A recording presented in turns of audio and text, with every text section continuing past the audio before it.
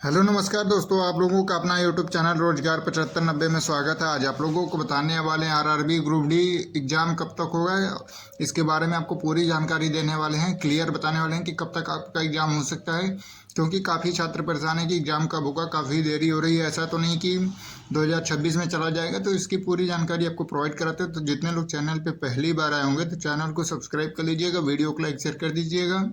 तो जैसे कि आप लोगों को पता होगा कि अभी हाल ही मतलब एनटीपीसी का एग्ज़ाम ग्रेजुएट लेवल का ख़त्म हुआ है। और उसके बाद जैसे कि उम्मीद लगाई जा रही थी कि जस्ट उसके बाद 12th लेवल का स्टार्ट हो जाएगा, लेकिन अभी इसमें भी काफ़ी देरी देखने को मिल रही है।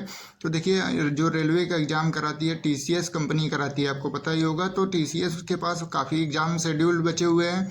तो अभी जो एनटीपीसी का ग्रेजुएट लेवल का एग्ज़ाम हुआ है उसके जस्ट बाद अभी कराना है 12th लेवल का। 12th लेवल का कराने के बाद देखिए, एसएससी ने अपना पूरा कैलेंडर जारी कर दिया है। लगभग अक्टूबर तक एसएससी का एग्ज़ाम चलने वाला है। तो उसका भी एग्ज़ाम मान लीजिए अगर टीसीएस कराएगी तो फिर ग्रुप डी में 1,10,00,000 से ज़्यादा फॉर्म पड़े हैं। तो एग्ज़ाम 1.5 से 2 महीने, 3 महीने, 2.5 महीने लग सकते हैं। इतना ज़्यादा समय लगेगा ग्रुप डी के एग्ज़ाम कराने में। तो रेलवे भर्ती बोर्ड को भी पूरी तैयारी करनी होती है।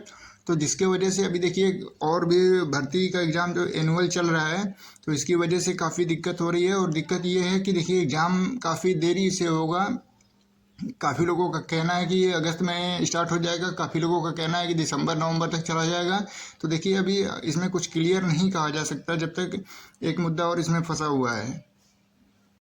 क्योंकि देखिए, ग्रुप डी का जो अभी कोर्ट केस चल रहा था, आईटीआई लागू करना नहीं करना, तो इसके लिए कोर्ट केस जो हुआ था उसकी आखिरी सुनवाई जो होनी है अभी 26 जुलाई को होनी है। 26 जुलाई के बाद ही कुछ इसमें भर्ती प्रक्रिया में हो सकता है। लेकिन फिर भी अगर मान लीजिए 26 जुलाई को सुनवाई हो जाती है, डिसीजन आ जाता है या आईटीआई लागू हो या ना हो, अगर एग्ज़ाम को लेके कि मतलब एग्ज़ाम करा लिया जाए, तो अगस्त में क्या एग्ज़ाम हो सकता है कि नहीं हो सकता है। तो आपको बता दें, देखिए 5% ऐसे चांस हैं कि जिसमें एग्ज़ाम होने के चांसेज हैं कि अगस्त से एग्ज़ाम आपका कराया जा सकता है।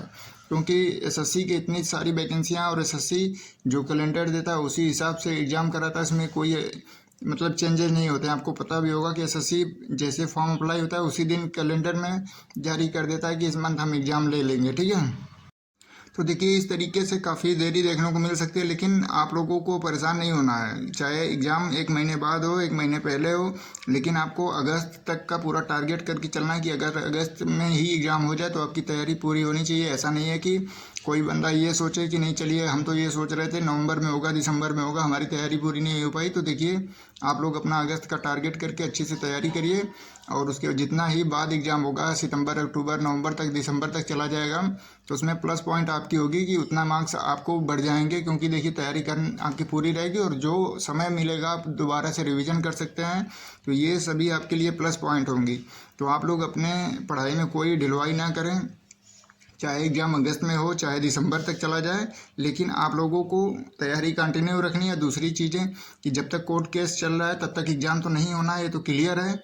और काफ़ी आपको बता दें, एआईटीओ के अध्यक्ष जो हैं और भी लोग गए थे रेल मंत्रालय और भी जगह पे रेल मंत्री से मुलाकात करने। क्योंकि देखिए, अगली बार जो ग्रुप डी की वैकेंसी आनी है उसमें टेक्निकल क्वेश्चन भी लागू करने की डिमांड की गई है, टेक्नीशियन में भी टेक्निकल क्वेश्चन। तो ये सभी भी आपको बदलाव देखने को मिलेंगे, ठीक है।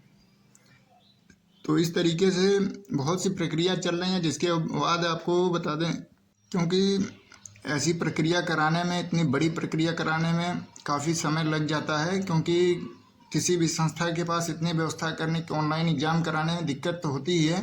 तो आप लोग परेशान ना हो, क्योंकि देखिए, पिछली 2019 की वैकेंसी, 18 की वैकेंसी रेलवे ने इतनी अच्छी तरीके से कराया। इतने करोड़ फॉर्म पड़ते हैं, 1 करोड़ से ज़्यादा, फिर भी उसमें कोई 1% की धांधली आपको देखने को नहीं मिली होगी।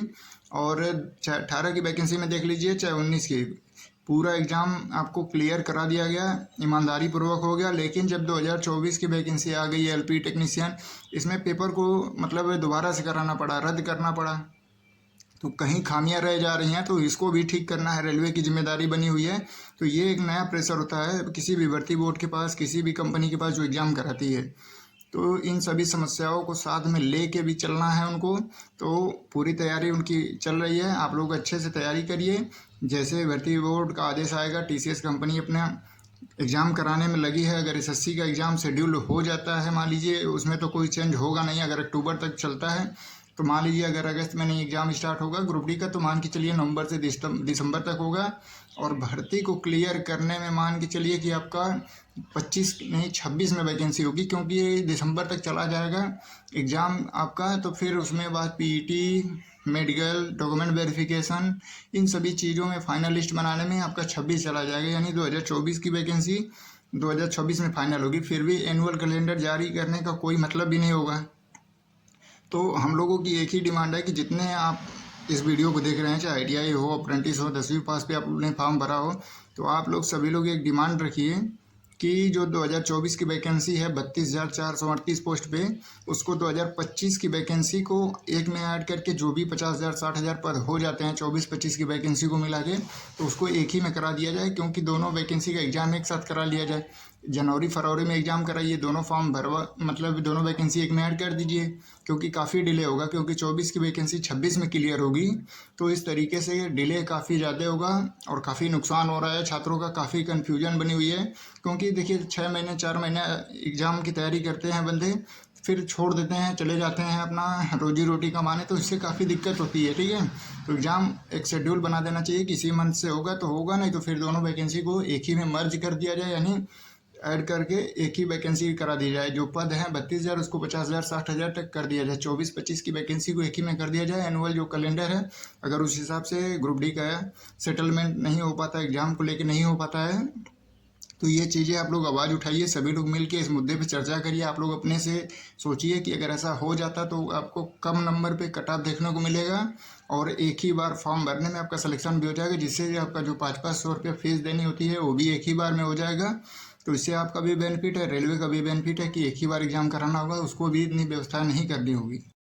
तो जितने भी आप लोगों ने इस वीडियो को देखा होगा, सभी लोग आपके पास जो भी व्हाट्सएप ग्रुप, टेलीग्राम ग्रुप होगा, सभी में शेयर करके ये इन्फॉर्मेशन शेयर कर दीजिएगा और बता दीजिएगा कि एग्ज़ाम कब तक होगा। तो देखिए अभी 5% ये मान के चलिए कि अगस्त तक होने के चांसेज हैं, क्योंकि उसके बाद अगस्त में अगर स्टार्ट नहीं हुआ तो सीधे आपका दिसंबर नवंबर तक ही स्टार्ट हो पाएगा, क्योंकि अक्टूबर तक तो SSC का कैलेंडर सभी को पता ही होगा कि जारी कर दिया गया है। तो आप लोग लेकिन फिर भी अपने तैयारी में कोई कमी नहीं करेंगे, अपनी तैयारी सिलेबस वाइज पूरा कंप्लीट कर लीजिए, ताकि जब भी एग्ज़ाम हो आपको टारगेट करना होगा कि हमें इतने क्वेश्चन करना है, इतना कट ऑफ जा सकता है, वैकेंसी कम है। तो आप लोग उस पर फोकस करिए, एग्ज़ाम को लेके परेशान ना रहिए। चाहे एग्ज़ाम 1 महीने पहले हो, चाहे 1 महीने बाद हो, आपको सिलेक्शन लेना ही लेना है।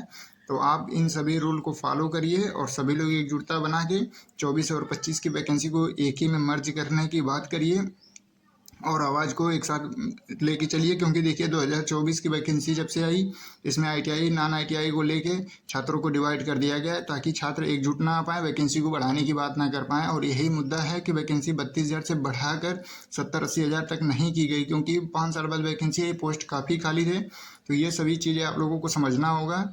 ठीक है, तो अगर इस तरीके से आप लोग आपस में मतभेद करेंगे तो आप ही लोगों का नुकसान होता चला जा रहा है। तो आप लोग एकजुटता बना के रखें और जितने भी इन्फॉर्मेशन आती है तो आप लोग एक दूसरे को शेयर करना है, इससे आपका कोई नुकसान होने वाला नहीं है, जो भी होगा आपका प्रॉफिट ही होगा। तो आप लोग इस वीडियो को ज़्यादा से ज़्यादा शेयर करके सभी को इन्फॉर्मेशन शेयर करिए और आपका एग्ज़ाम कब तक होने वाला है, ये चीज़ें आपको डिटेल से मिल गई होंगी। धन्यवाद।